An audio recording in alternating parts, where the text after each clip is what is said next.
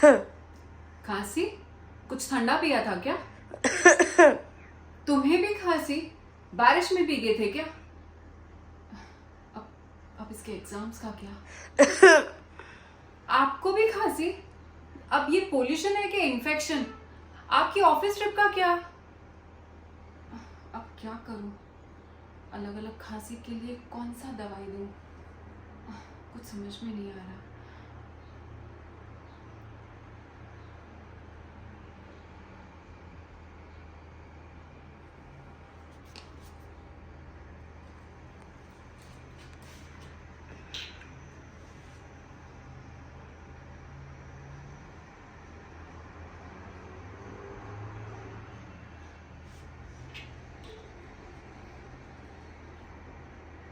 Bye.